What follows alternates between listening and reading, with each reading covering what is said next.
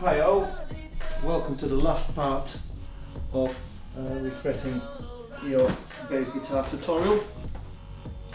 Now that we've put all the frets on the neck, we've filed the sides of them so they're not sticking out, they're not sharp, they're safe to use. Now what we need to do is level the frets so there's no buzzing, there's no frets that's sticking out higher than any of the others, and I mean obviously that will create problems if that was the case.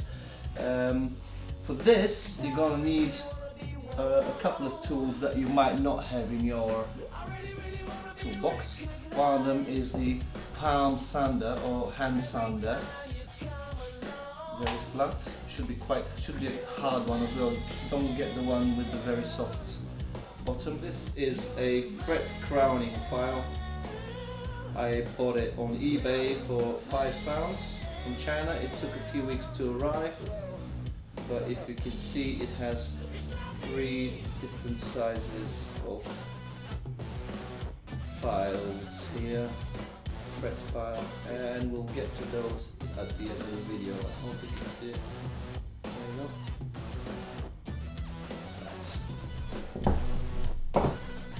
So first of all, we need to protect the fretboard. On this bass, the fretboard is not in great condition, but we need to protect it anyway, so for this purpose you need to use masking tape. So here we go.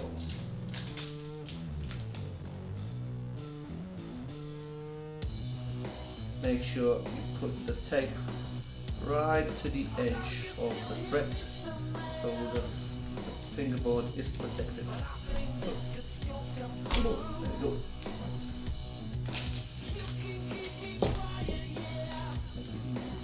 Go right next to the fret.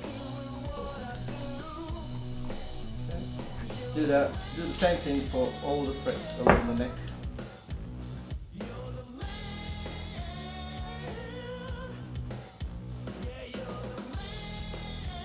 So for the frets where there's not enough space for the full width of the masking tape to fit,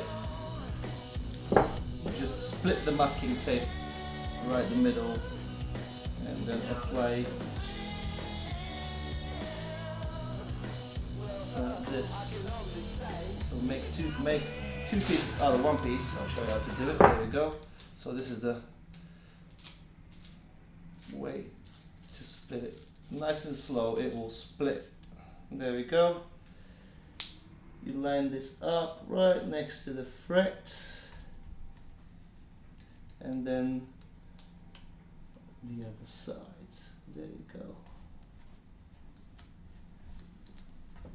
Look how nice this is, huh? So nice.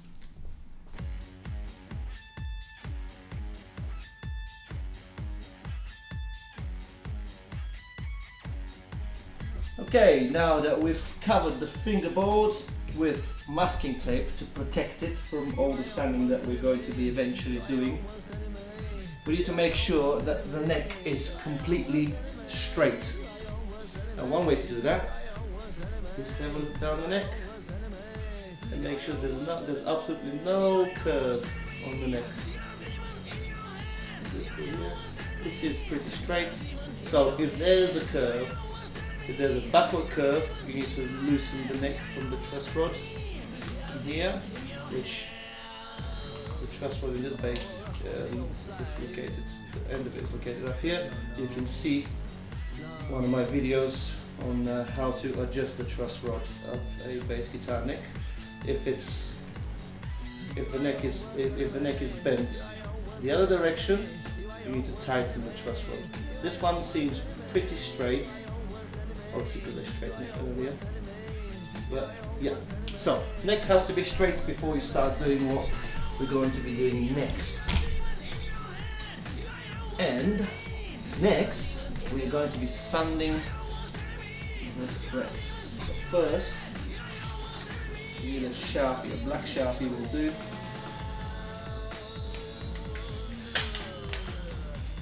And mark every single fret on the neck so you'll be able to visually see any changes in height.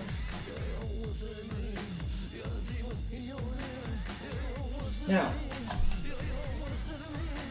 cut the sandpaper. Now here I'm starting with quite a coarse sandpaper. It's sandpaper, it's 80. Some people might think that's a bit brave. And they might be right, I don't know, I will find out. So now the sandpaper is in place with our palm sander. It's straight. So now what we need to do is go along the neck, the whole length of the neck. Don't push too hard. It doesn't have to be, you don't have to push down on it. Just do it nicely, touching the top. So we start from the beginning here. Go up.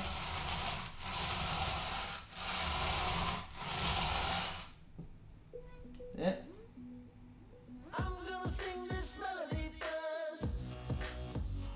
See the first fret.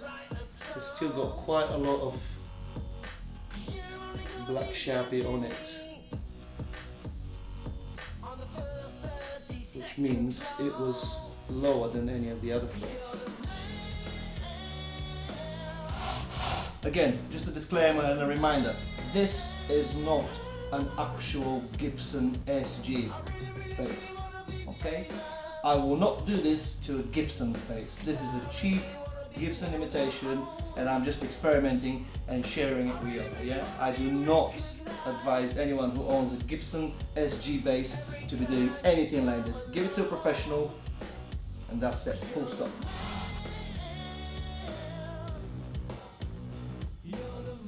Now that the tops of the frets have been cleared from the Sharpie, all of them, they're nice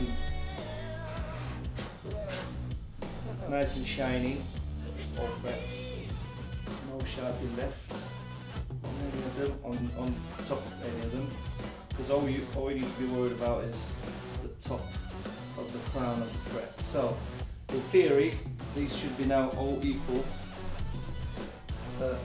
should be all set at an equal height. So what we'll do is I will put a little bit, I'll put sandpaper 400, I'll replace the coarse one.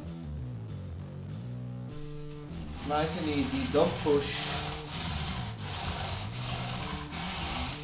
We're just making them smoother.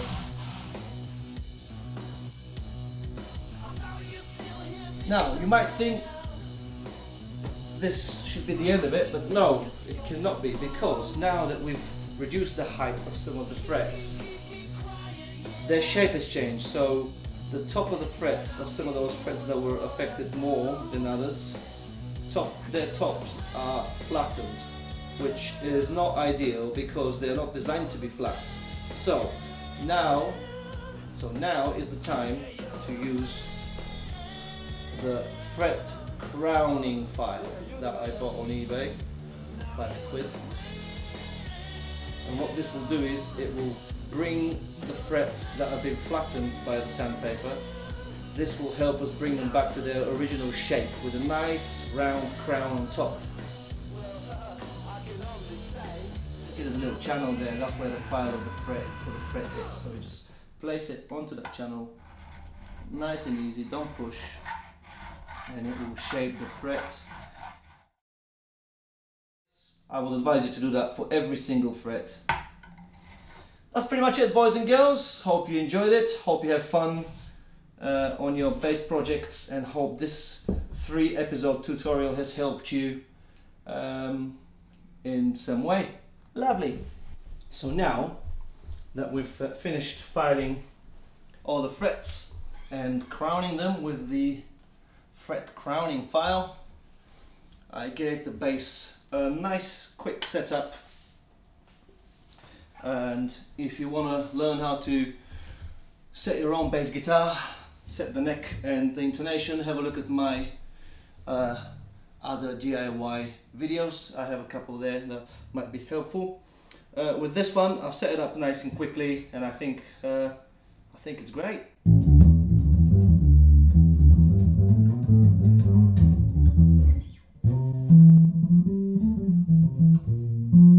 Even up here.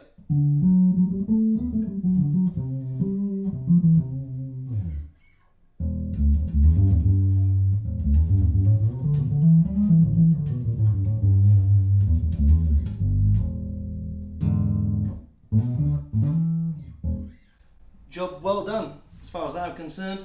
So if you followed those last 3 episodes on how to refret your bass guitar, you should be able to do it yourself.